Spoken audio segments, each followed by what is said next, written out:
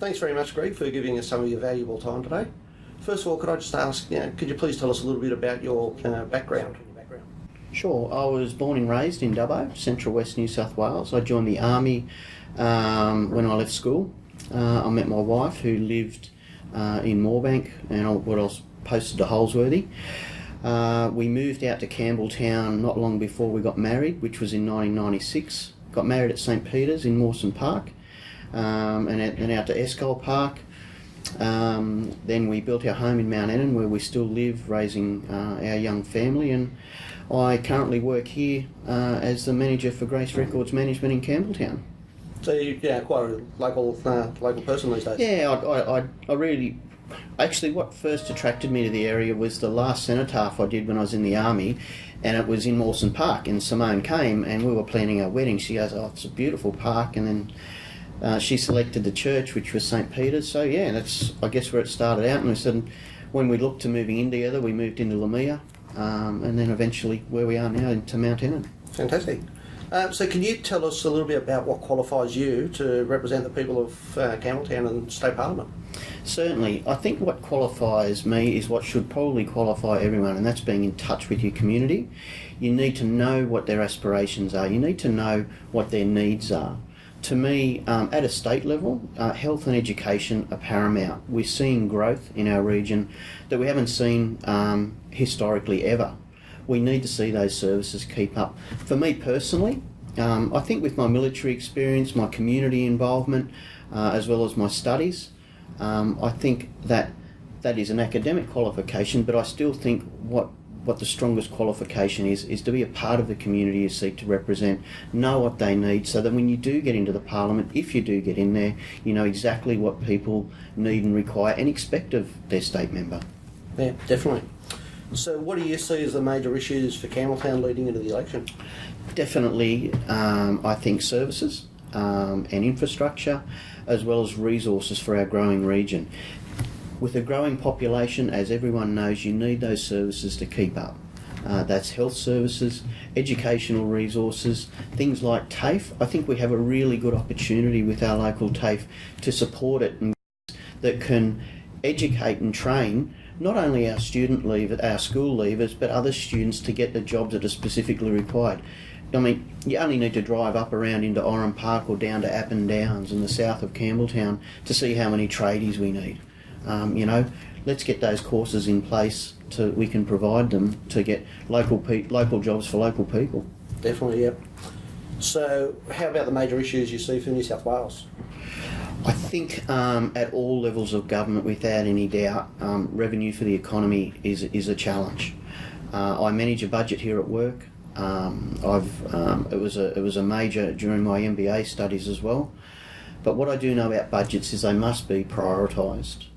Governments must prioritise what needs to occur. Now, you could go around to different politicians of all persuasions and ask them what they consider to be priorities. For me, education is a massive priority, because I think if you have a smart community and a well-educated community, that means they go get a good job. That means they're not reliant on any kind of welfare or any of those kind of things. They're out there working, they're paying taxes, which feeds back into the economy, but most importantly it provides that opportunity and prosperity for those people to get along with their lives and do what they need to be doing and do it well. So on that, what do you see as the major opportunities for Campbelltown and the Macarthur region at the moment? I think moving with the growth is one of the greatest opportunities. I mean, we're seeing the growth come in.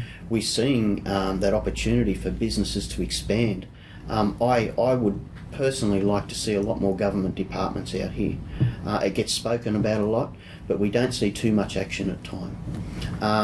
I think the opportunity we've got with all the green space land, we can really design something, and like we're seeing down at Appin Downs, we're seeing the opportunity where you're kind of starting on the chalkboard, you're starting in a green space area, exactly what it says. But if we don't develop it correctly and in a smart way, that there's obviously ramifications for a lot of years to come. So not only is it a good opportunity, it's vital that we get it right at the moment. Yeah, it's good to try and focus on the positives, isn't it? Absolutely. I think too many times people turn on their television and they see the negatives all the time. I mean, I could sit here and obviously I'm opposed to the cuts to TAFE, and I'm opposed to the cuts to health and all those kinds of things. But you know what, those are they do exist, and I don't deny those, but they're in the rear vision mirror. What I would like to do as a state member of parliament, if I get elected, is I want to fight for those things. But not only do I want to fight for them, I'll actually go in and put the case forward on behalf of the people of Campbelltown and say, look, we need these health services for these reasons. These are the people coming in. And tell the TAFE story. Say, look, we've got a great opportunity. We've got a great facility just over the road here. We could structure this in a way that so many people can benefit. So I think very much a part of a politician's role and a member of parliament's role is to take the case of their community into that parliament and convince their colleagues, but also convince their political opponents as well. So then they go, well, maybe he's got a point on this, let's support him, you know. Yeah, it's great to turn around, isn't it? Yeah, instead of seeing all the negatives every night. Indeed. So there's talk of the South West Rail Link being extended out to Narellan. Do you believe that should continue around through to either Macarthur or even Menangle stations? Yeah, I do. I think we need to have a serious and honest discussion about the extension of heavy rail. There's one thing with public transport I've found, not only from my own experiences travelling on it, but getting down to the railway stations and talking to people, as well as my wife Simone. It has to be affordable and it has to be convenient, otherwise people won't use it. If you have a look at Narellan Road, which gets a lot of media attention and everyone talks about it. Why? Because, I mean, quite simply, it's a very congested road and it's a frustration for a lot of people, which I totally understand. But where are those people on that road going and why are they going there? I think you can go and put another lane on there. I don't think that's going to fix the problem. I think Narellan Road and places like Narellan Road only symbolically represent a far more broader regional transport network issue. I think you need to have a serious discussion about who's on there, where are they going and why are they going there. And I think that stems back to your point about the South West Rail Link, should it be extended? Absolutely. I never saw it as a South West Rail Link because it isn't linked to anything it stops. If you go to the UK, you go to some of the smart economies throughout the world, as I believe ours is as well.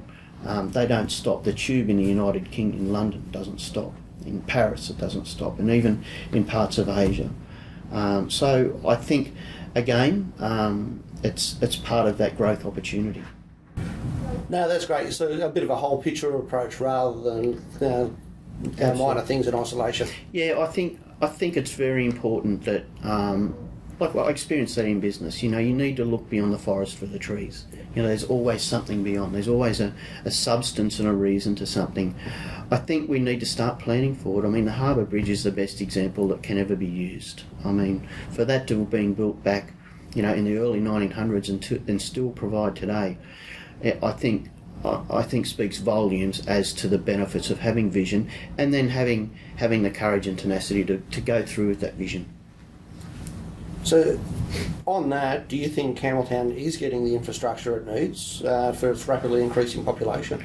Look, I can't say we haven't had any infrastructure, but I don't think it's kept up with growth. I believe as an alternate to Narellan Road, or we've got Bad Gully Road up over the back here that needs to be connected through to Gregory Hills Drive. But when you connect that, that's going to put traffic onto Eagle Vale Drive. I noted the recent announcement onto that, which is fantastic to see that $17.5 million, because that's going to be essential. But let's go beyond that up to the intersection when it gets to Raby Road. You know, that's going to create, there's going to be an issue there. So we need to get that intersection fixed up. We need to get a southern access back onto Raby Road. And then even with all the cars coming down there now, it's coming onto Bad Gully Road that needs an upgrade. I think a serious discussion needs to have been had about the southern connection down at Menangle. I think serious discussions about the extension of electrification beyond Macarthur Square. You know, these are the bigger picture things I think governments need to be talking about. Yeah, all very well worth looking at. So, what's your vision for Campbelltown, say, in 2020 and beyond?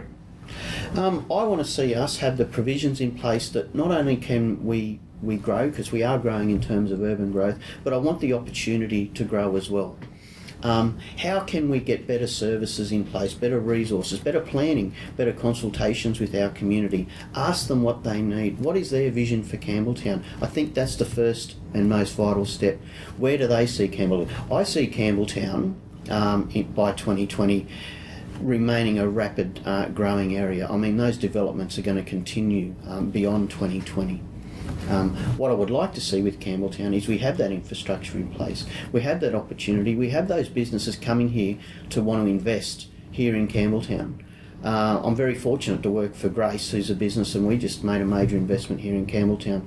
The reason the business decided to do that was because it was the most viable place in terms of financial position, as well as the most viable operational plans that were in place to provide for that specific site down the bottom. So I guess all in all, by 2020, I want to see Campbelltown be as prosperous as it can be in the face of growth. That includes with educational resources, that includes with health services, that includes having a good, strong business community that encourages growth and creates local jobs for local people. All right, we're nearly out of time. So just like to throw it open to you. Is there anything else you'd like to say? No, look, I think having this interview is a great opportunity, and I welcome at any time to talk to anyone who's willing to listen to me, because, you know, we live in an exciting, great place. We're certainly becoming a very large region. I mean, Mount Enon and Campbelltown are nearly connected. The Campbelltown boundary for the state boundary is actually at Mount Enon. So we have become a region, so I think we need to start having regional solutions to what are essentially regional issues. If we can do that and we work cooperatively together under consultation, I really think we can achieve some fantastic outcomes for local families, community groups and local organisations and businesses. So do you think state government should work closer with local councils? I think they should. I think there is an element of that at the moment, but I do know local government continues to struggle with a lot of services and cost shifting and things of that nature. I think they need to work cooperatively and do what's best for local government, because at the end of the day, state government is the big brother to local councils and local government. So those councils need support. Shifting costs onto them only burdens, at the end of the day, local families, because if they're not going to be paying taxes for that service, they'll be paying rates for it. So I think a serious discussion and an honest discussion in front of the mirror, the two levels of government need to be serious about how they can work more cooperatively together. Well, thanks very much, Greg Warren, for talking to Smarter Macarthur today. Wish you the best of luck on the election day on the 28th of March. And again, thanks for your time and good luck. Thank you.